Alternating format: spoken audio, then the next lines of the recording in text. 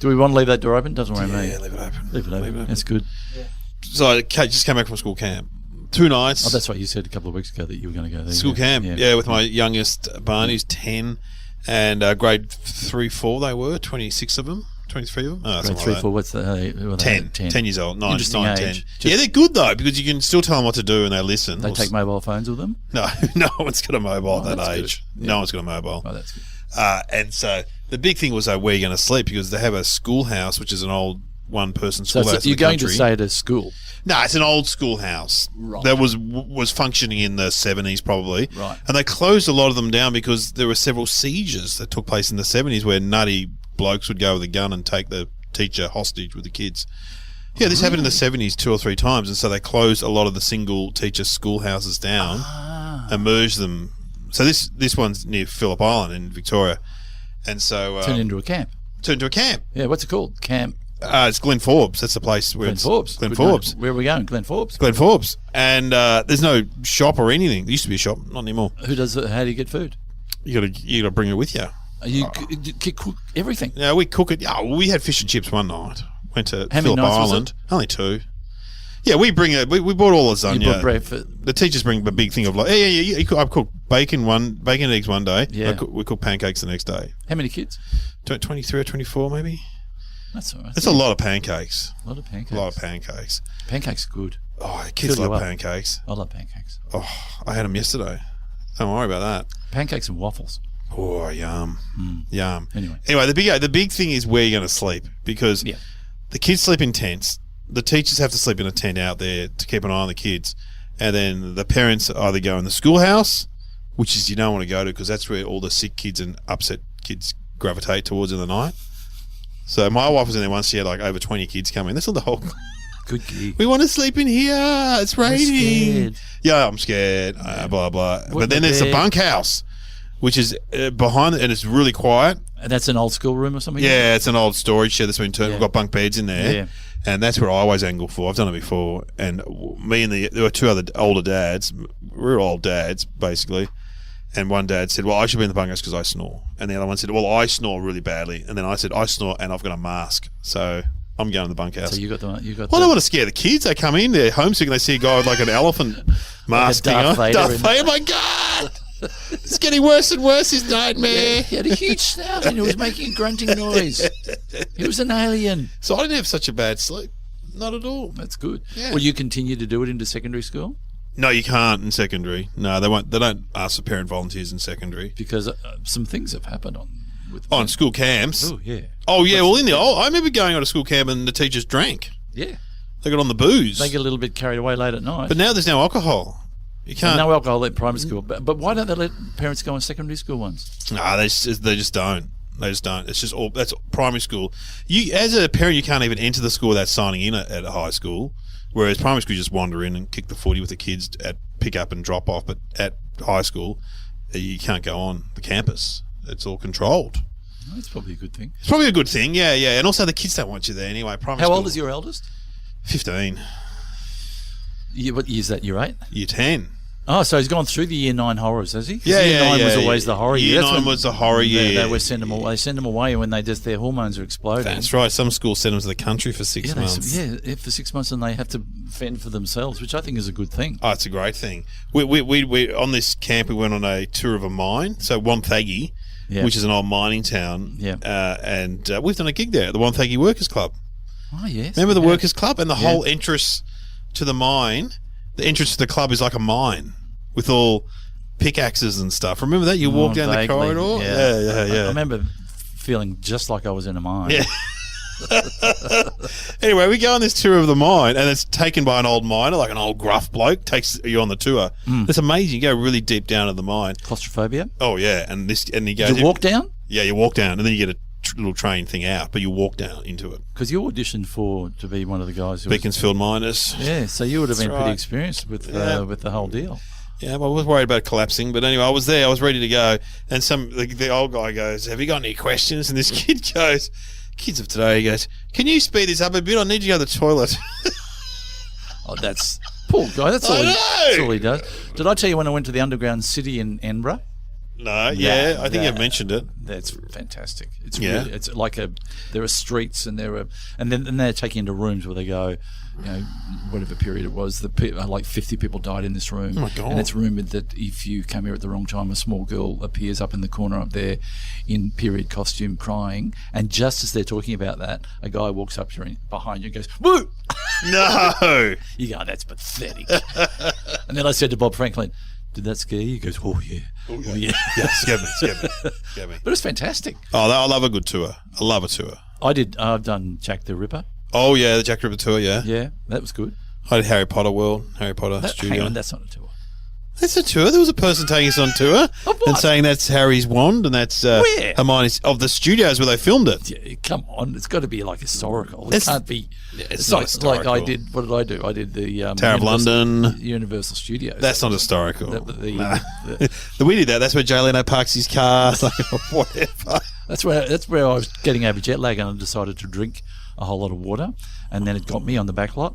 I was on the train tour and had to go to the toilet really badly. Oh. Did I tell you the story? I think I did. No. I had to go to the toilet really badly, and I couldn't. And I got to King Kong. It was killing me. So I went through King Kong, went through Psycho, Yeah. and got to the end of Psycho, and luckily I was in the last carriage, at the back of the last carriage, and I did it in a bottle.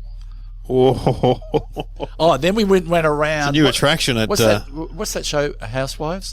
Desperate Housewives. Desperate House. We went around that set, and they were all looking one way, and I was urinating the other. When you're going on that studio tour, I'm pretty sure I saw Glenn Robbins weeing in a bottle. Anyway, didn't need to talk about that, but I did. Okay, here's the music. Woo! Hello and welcome to Somehow Related, and now please welcome your hosts Glenn Robbins and Dave O'Neill. All right, and welcome to the podcast. Welcome. And we get two topics, and we've got to work out how they're related. It's pretty simple. They are related, but how do we get them? We get them from Sam, who was. I wonder if Sam works for. Who would she work for? Google or somewhere like that. She worked for Google. She's probably a deep Jeeves search engine. Yeah, Maybe she's Yahoo. She's just got nothing to do. Without overthinking, maybe. Yeah. Maybe she's Uber Eats at night. I don't know what she does. I've been using it for. Well, let's just be honest here. Sam, and there's the other one that we're not allowed to say. Is that correct? We're not allowed to say who. Courtney, the producer. No, we're not allowed to say Siri. Siri. You've been using Siri. I've been using for spelling. Oh, for spelling. It's great. When you get to a word, you just go, Siri, how do you spell supercalifragilisticexpialidocious? And she does it really slowly. And, for example, now, Sam's really good at it too. Ask Sam how to spell a hard word. Oh, really? Go for alcohol's a hard word to spell. Oh, okay. Spell alcohol. Alcohol is spelled ALCOHOL. Yeah. Well done, Sam. Well done, Sam. See? Get us a beer, Sam. 2 beers. Actually, I'll have a gin and tonic. Occasionally Siri has jokes. My kids do this. They go, it's a Lord of the Rings joke. Sam, how do you get to Mordor? Which is a place in Lord of the Rings. And Siri answers back, I'm going to have to ask Gimli and get back to you. Yeah, because which one of the dwarfs? They'd have to be prepared. Imagine if you were Sam or Siri's writer, because they go, here's what we've had this week. We need a joke for this week. Yeah, we need something to do with Married at First Sight. Yeah, and we need something with Dougal. Yeah, with a movie, the Captain Marvel movie or something like that. Out at the moment. Yeah. Yeah. Sometimes she does go, oh, you are very. She's a little sarcastic. Yeah, which I quite like. Yeah, I like it too. But anyway, we deal with Sam. So Sam would be. Hang on, why are we talking about this? I don't know. I don't know. What are our topics? Oh yeah, that's right. Testicles and the Bible. We've never in all our time, we've never gone down a biblical path. Oh, I was going to say testicle path. Okay, Bible. You have you read the Bible? No. Can you get the Bible on audiobook? Hey, that's a really good question. Yeah, you must be able to get. Sam, can you get the Bible on audiobook? Yes, you can get the Bible on an audiobook. I have a version here. Weird actor David Suchet reads it. I like James Earl Jones to read it. Some with a great. Have you read the Bible? No. I went to church. Did you go to Sunday school? Yes. Mum and Dad were Church of England. They still go to church. I'm Church of England. And did you go to church as a kid? Well, I think Mum. The big ones? Where do you get baptised? Yeah. Then you get confirmed, don't Confirmed? Because I always reckon baptised, ticket to heaven. Confirmed, business class. Oh, really? Well, you know, my two older brothers got confirmed. Yeah. And they were such trouble that the vicar said to Mum, don't worry about the other two. They'll be right. They'll be right. Well, we went to church up until the age of 12 or 13 at least, because Mum and Dad were, Church of England. Not that they ever talked about God around the house. And I said to Dad the other day, who's 80-something, so you still go to church? He goes, yeah, I don't know about all that God stuff, but it's good community. So, and for old people, it's a great community. I agree. For them. I mean, you look now when people. Let's get a little bit serious here. That there is religion doesn't play a big part in the community. It does, but it's not as much as it did. Not as it did in the 50s. People would turn to religion to answer the unanswerable and have some sort of faith. Well, this is what I always say. If you're living in a mud hut in Afghanistan and there's terrible war and famine, you'd want to believe in a God and say this is happening for a reason. But if you're living like we live, you go, I believe in my iPhone. I don't believe in I can God. give a little hit. What do you do? No, I'm an atheist. I don't believe in any of it. I have a bet both ways. I'm agnostic. Oh, you're agnostic. Just in case you get to heaven, I'm not. I'll call you. Yeah, call me. Hey, Mr. Atheist. It's real. Bad up here.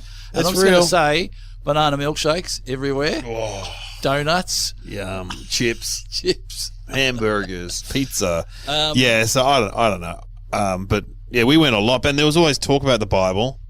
But how funny is this? Dad said they go to church, and now there's a homeless bloke sleeping on the steps. Sometimes they have to step over the homeless bloke to get into church, where the vicar talks about being good to people. And Dad goes, "There's a bloody homeless bloke on the step. Yeah. Be good to him." So there's always Bibles. Do they still have Bibles in hotels? Yes, they do. That's a requirement. Yeah, that is weird that they still do that, but they still do it. I don't know if you go to the really trendy boutique ones where they have them, but definitely in your old school. I like what Ross Noble used to do when we'd go into a hotel room. He'd pull it out, and then he'd get the Bible, and he'd write in the front of it, signed Jesus, enjoy. Enjoy. Good one. Yeah. But, the Bible has got some pretty good stories in it. Well, that's the thing. You can always learn from a good story, whether it's, and some of the quotes from the Bible are still, if you look into them, there's good message, and anyway, whatever gets you through. Whatever, But don't start having a crack at me in terms of stuff that I don't believe in. But if there's something, do you still have people come and knock on the door? Yeah, get the Jehovah's. Yeah. And I always think of Brad Oak's routine when he goes, why don't you split up and do both sides of the street? What are you in pairs for? That's good. It's a great joke. But also Jehovah's, because, Kate Langbrook was brought up as Jehovah, friend of the show. And she left at 18, but her parents were born into it. So a lot of those people are born into that religion. And so but the Jehovah's believe that, I think it's 30,000 people are chosen to go to heaven, and that's it. There's a cutoff. And those 30,000 have already been chosen. So what's the point? Yeah, so that's what I say to them when they come to the door. That you believe in the chosen ones. So haven't they already gone? Have they already been chosen? What do you do? What are you worrying about? Well, you can go on standby. Yeah. Purgatory, which looks like a departure lounge in the Wagga Airport. Because you probably are getting points by reading the Bible. You're getting like for frequent flyer points. What about the Mormons? Have you had the Mormons? Mormons, what's the state they live in? Utah. Utah, isn't it? Salt Lake City. Yeah. They. I mean, if you hear about how the Mormon religion was founded, it's quite bizarre. The American guy who was like he had a criminal record and stuff, and he was done for fraud or something like that. But he believes that when Jesus died, he didn't go to heaven. He came to America and talked to the Native Americans, and then they wrote it all down on this gold tablet, and then he went back to... They all have a story at their heart. And if you look at any of the stories from the Bible or from any religion, you're going, really? I know. Really? I was in Scientology, I mean, aliens. I know. And apparently that's when that director who's in Scientology, I can't remember his name. Hubbard? No, the director of Crash, whoever directed that movie Crash. Who directed Crash? Sam, the movie. It's a famous director, and he was a high-up Scientologist. And... it's a great movie. You see that movie Crash? It was a few years ago now. Yeah, it's one of those where it's a number of stories that are... Yes, interwoven. What's the name? What's the director? Paul Haggis. Thank you, Sam. Paul Haggis was quite high up in Scientology, but when he got to the level where they all revealed that it's aliens, he went, "Oh, come on, hang on, no, I'm out." Whoa, time out, guys. Whereas say Tom Cruise got to the level and went, "Yeah, okay, cool, I accept that." Yeah. John Travolta, yeah, no worries. But Paul Haggis just went, "Oh, no, come on, guys." I was doing a gig in not for the Scientologists. In Bunbury, way down Western Australia. Yeah, I've been down there. Done gigs there. I think it's below Bunbury. I think it's even further below. Anyway, they've got the longest. Bunker Bay. No. Who has the longest? Margaret River. It has the longest pier in the southern hemisphere. Who has the longest jetty? Sam. Sam's working overtime. Who has the longest jetty in the southern hemisphere? It's in Western Australia. Bustleton, Western Australia. It has this really long pier, right? And so I went to check into my motel, and it was a really dodgy motel, and there was a guy playing really loud music next door, and I'm just like, can't be bothered. You know, when you lie on the bed, you're like, am I getting nits or fleas? I don't want to lie here. Yeah. So I started walking around the town, and I saw this jetty, and I thought, I'll go for a little walk. I'll go to walk to the end, and it goes for like miles. When you started, could you see the end? No, you couldn't see the end. What were you thinking? I just thought I'd go for a walk, and I got right to the end, and they got park benches, and I sat on. I was so exhausted, and these two Mormons came up to me, and they said, "We've noticed you wandering around the town. Do you want to talk about Jesus?" I said, "If you give me a lift on your bike, I'll convert."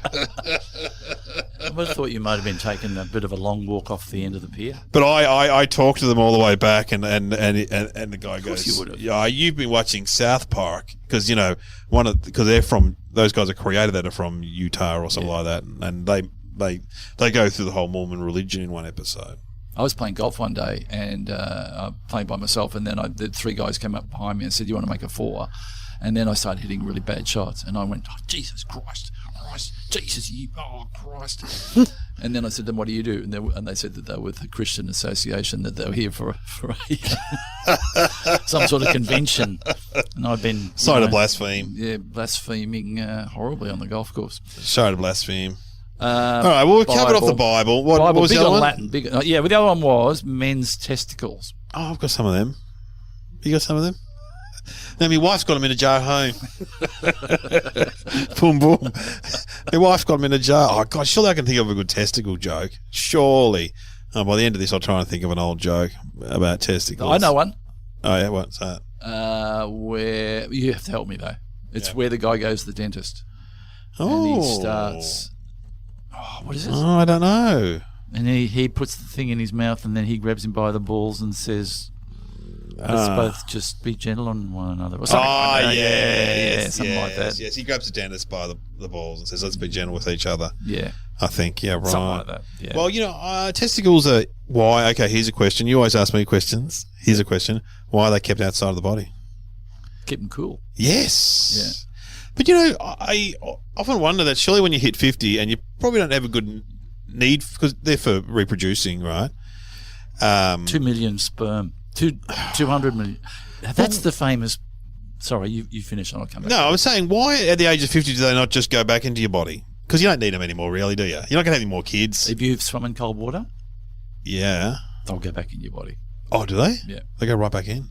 You swim in really, really cold water with a wetsuit on, your penis and your balls will go into a state that you've never seen them like before. It looks like an alien. Really? You look down at your penis and it looks up at you and goes, what the hell was that all about? Oh, okay. No, so the testicles, the joke, another joke. Okay, this you should know this. What is a famous comeback involving testicles? No, I don't know it. I might know when you say it. So you heckle me. Say something funny. Yeah, we'll do Uncle Arthur or something. Yeah. And then I would say 200 million sperm, and you have to be the one that got through. You have to be the one through. Can't help fucking bad luck. Yeah. Go home and wash your shirt, mate. It's been a turd all day. I don't come down to McDonald's and kick the broom out of your hand, so shut up. I don't go to the docks and kick the cocks out of your mouth. Shut up. I know a lot of them, but I rarely use them. I just use I just try and respond in the moment. Yeah. To if someone said, you know what, the thing is, someone says heckles you repeat it so everyone can hear it. And then how inane it sounds. Yeah, and you go, oh, you said, what did you say? Say something funny. Yeah. Oh, okay. Yeah, I do. I used to impersonate them. Like, hey, Keith, say something funny. Oh, you're not funny, mate. Oh, that was really funny. And everyone just, you know. But anyway, try another one. I always go, have another crack. Oh, yeah, that's a good one. Well, yeah. That's a good one. That was. Do you want to get up here, mate? Yeah. Get up here? We did a routine about Heckler Challenge. Oh, yeah, right. With Russell Gilbert and Trevor Marmalade. And I was the comedian who gets heckled. And we had a commentator. That's right. I remember that. That was funny. And you can see towards the end of it, I go, anyway, if you think you're so good, why don't you get up and do better? Oh, no, it's the cardinal sin. He's handed over the microphone. This is a tragic moment. He could go down here. Anyway. It's true. Paul made that mistake. Testicles. Well, I was thinking testicles. I had an ultrasound on them once. Because I had this thing, it was a long time ago. I think it was called epididymitis. Right. And it's the tubes, they got irritated. And so you have to take like antibiotics. And it was very painful. So the tubes that go from the testicles. Because they are in themselves, the tubes. If you just flick them, like ever so lightly, it's intense pain, isn't it? Yeah. And so, and when they get infected, it's really painful. And so the doctor just said, it was that classic thing where he goes, drop your pants. He puts a rubber glove and he holds them. He goes, yeah, does that hurt? Yeah, all right. Yeah, and then anyway, he sent me off to get an ultrasound. Oh, dear. On your balls. On your balls. With a Russian guy. And he... you don't want that. You want a Russian guy. And so he just puts all this lube on the area and then puts this ultrasound wand thing on it. Quite hurt. And then you could see your testicles up on this screen. He goes, you have lover's balls. Look at that. Oh, they're very good condition. He goes, I have to hurry up. He said they were in very lover's balls. I think they're in good nick. Yeah, they're in good nick. Okay, got plenty of sperm. Plenty of sperm going around. Yeah. And then he said, I have to wait up. I've got a pregnant woman coming in next. Oh, I hope you clean the instrument. Anyway, I was all fine. This was years ago. It would look like vein. It would look like one of those Melway, one of those street directory maps. Yeah, yes. With all veins and giant baked beans, kind of. Yeah, what an experience. But it is interesting when you get kicked out. It really hurts. Oh yeah, I know. Well, it's obviously because it's to protect. So I have to make that part. If you can't sleep, a good thing for men to do, obviously, is to cup your testicles. Really? Yes. I'll have to tell the wife. You know why? Cup me testicles. You know why? Because if you're lying in the cave, i.e., caveman. We're all cavemen. Okay, we're all cavemen. We're derived from cavemen. Okay, sure. That you have time there's no threat to you because you don't need your hands. You can, if you place them over. I'm not explaining this very well. Over your testicles, it means you're safe. And if you're safe, then you can go to sleep. Ah, interesting. Maybe you've already killed the bison. Interesting. Do you know one always hangs lower than the other? Yeah, I've noticed that. Yeah, that's normal. The doctor said that's normal to me.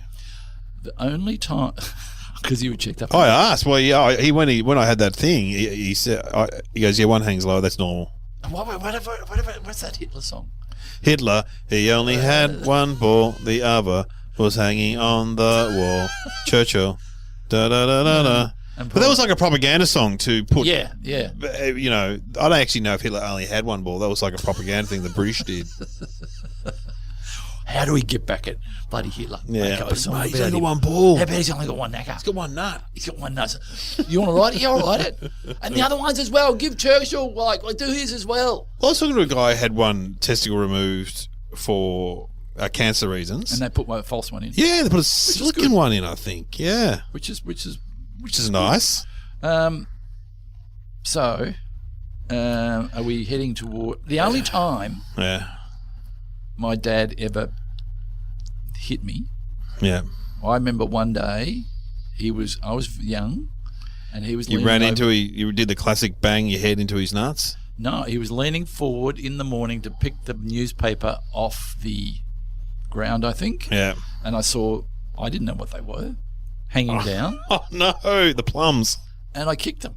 You kicked them? I kicked them, bang. How old were you? I must have been about 5, 6 or 7. And he turned, and I thought this will be funny, just because they were just. And I kicked, and then he turned round and he kicked me up the arse, so hard, and that's the only time he ever. Well, he ever hit you. You know what? Fair enough. He got a shock too. Yeah. You got a shot. But I thought it was me, early age of trying to write comedy. Yeah, kick him in the balls. This will be funny. Go down Whoa. well. All right. So, I'm. Have you got any idea? This is a hard one. Bible and testicles. Bible and testicles. I'll have a crack. Do we? Well, let's hear the audio version of the Bible from that actor. Yeah. In the beginning, God created the heavens and the earth. Now the earth was formless and empty. Darkness was over the surface of the deep, and the Spirit of God was hovering over the waters. And God said, "Let there be light." And there was light. Oh, it's beautiful, isn't it? I'm going to download that. That would actually be not a bad way to experience the Bible. It wouldn't be bad. Who was the guy in prison? Oh, that guy was taken. I heard it on a podcast actually. This guy was taken captive by Somali pirates, and he was in captive for 3 years. And he read the Bible twice. He said while he was in. But is there? There's the nothing Bible, to then do. There's then there's another testament. Isn't there two versions of the Bible? The First Testament and the Second Testament. Yeah, they're both part of the Bible, aren't they? So they're in the. That's in. They're in the book, aren't they? And some religions like are more the First Testament, and some are more Second Testament. So all those Bible bashing, Pentecostal or First Testament, they're all like that. Oh, that's what they're. Yeah, yelling and screaming and man. I hope we haven't said anything inappropriate. Wouldn't worry about if it. you are of that faith, sensibility. no, let us know. Yeah, please. We apologise. We do. We know not what we do. I think the Bible was the first place to ever mention the word testicles. I reckon that's where it first appeared. Maybe there wasn't a word for it, and Jesus said, "Come to me. I'm going to look after all prostitutes, thieves, and people with testicles." Maybe knackers is Latin. Maybe knackers is Latin. Okay, I'm going to go that this is weird, but in the Bible somewhere it says that if a child, because what happens is kids' voices in the choir break. That's right. And the testicles drop. They castrate them to keep their voice high. I reckon in the Bible it says the purest of voice shall be attained through nipping off the nuts. Of course they say that in Latin. Of course. Because you associate choirs with yeah, it's true. It's true. And they have those and you associate high voices with testicles. Castratis. Yeah. Okay. What is the answer? In the Hebrew Bible, in the book of Genesis, Jacob with his son Joseph describes a practice of swearing an oath while holding his testicles. From Genesis, if now I have found favor in your sight, put your hand under my thigh and promise to deal loyally and truly with me. The Hebrews are understood to have had a practice of holding someone's genitals while making a solemn declaration of and testicles. So in Judge Judy... Swear on the nuts. How's you that security guard? Come over here, drop your pants, mate. Is this part of the job? Yeah. Swear on these. So wow. in theory, you reach down and have a bit of a hole and go, yeah, well... I swear on that. Yeah. Because you can swear on... What do you swear on now? On your heart. Your heart. I think if you're not religious, yeah, you do the Bible. Dib, you don't do the Bible. You'd be Boy Scout, you'd be doing... Yeah. You're seeing... What were you? Rover? Yes. All of them. Yeah. Scout, Cub Scout, Adventurer, and Rover. Not a bad thing. Women, in a way, could do something similar. I suppose. So that's where you're putting your balls on the line. Where does that come from? Oh, maybe that's where it comes from. Putting your balls on the line. Putting your balls on the line in a court where you go, here's my balls. If I tell a lie, and they'd probably pull the gavel out and give them a bang. You give them a whack. You have been listening to Somehow Related with Glenn Robbins and Dave O'Neill. Well, I never. Anyway, for the male listeners out there, make sure you're meant to check body parts. Yeah. And check your testicles. And gently roll them around. Because you know what it's like? You ever seen like the guys who are like quite meditative? They have a couple of balls in their hand, like real balls. Your rosary beads. Yeah. And they just roll them. Yeah. When you're in your bed tonight, here's what you do. Put your balls in your hand, roll them around a bit, and think of Somehow Related. Yeah. See, I've burnt that into their mind now. Every time they touch their balls, they're going to think of you and I talking about Somehow Related. And women can check their breasts for lumps. Yes. But you don't have to think about us. That's cool. Just do it for medical reasons. And it's sailing it's into creepy. Sailing into it's very creepy. We can't get involved. But we can't get involved. But anyway, men can get breast cancer too. It's very rare, but they can't get it. Yeah. I've got breasts, so I should check them. That's a very good point. Because some men have larger breasts than women. No, larger testicles than penis. Yeah, well, don't talk about me like that. That's a personal thing I've told you in private. And they seem to get bigger as you get older, and your penis shrinks. It's like ears. Yeah, ears get bigger. I know. I wonder if you... It was always horrific going to a public pool when you were a kid and an old guy walked out with huge balls. You're like, oh my God. You can't. It's the you can't take that thing away. You can't take that image away. No. Yeah. And you, even though you're like 6 or 7 or whatever, you're like, oh my God, what is that? That's a creature from another planet. Nudity what is that thing? Public pools, the guys just brushing their teeth or doing their hair. But some guys, I love it though. I've told you that story. I know, but probably did I? No, what story is that? When I was doing Kath and Kim up in Queensland, and I went in the sauna.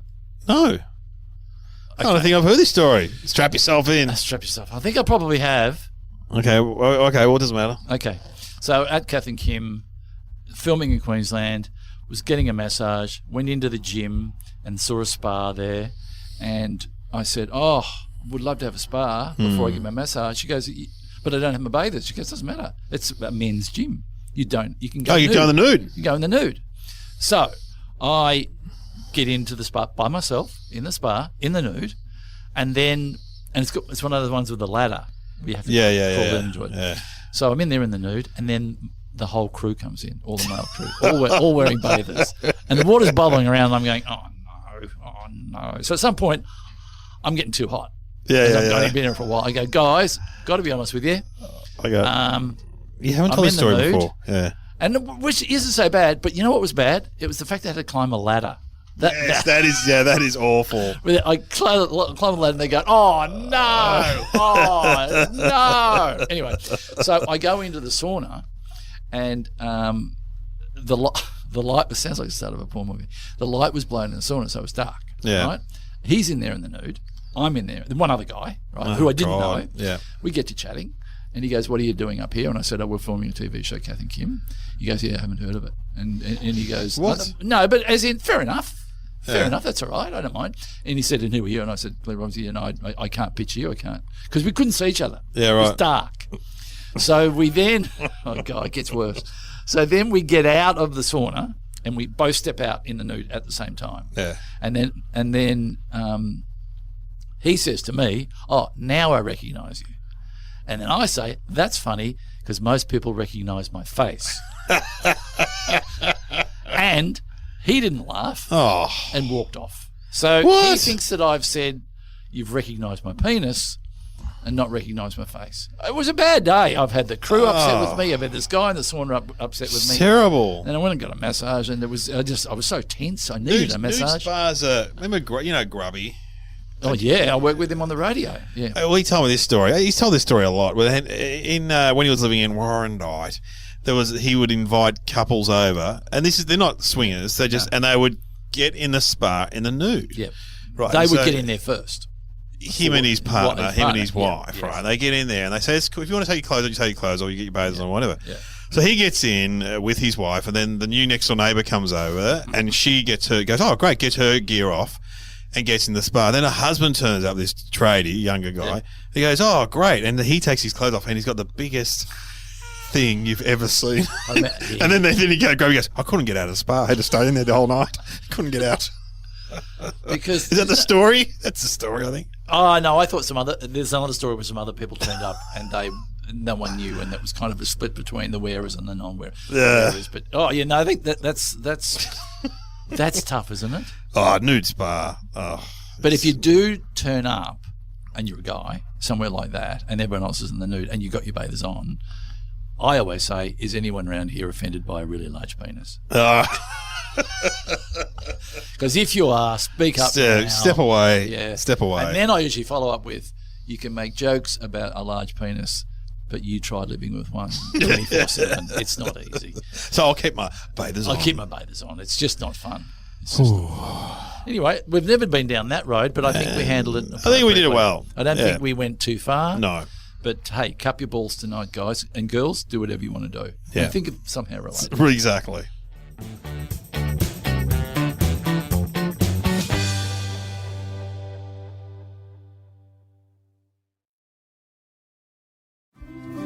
Interested in new books? Subscribe to Chapter 1. Chapter 1 is a new podcast with me, Nellie Thomas. Each episode, you'll hear the first chapter of a new release book from top publishers. Subscribe and listen to Chapter 1, a new podcast with me, Nellie Thomas. Search for Chapter 1 where you're listening now.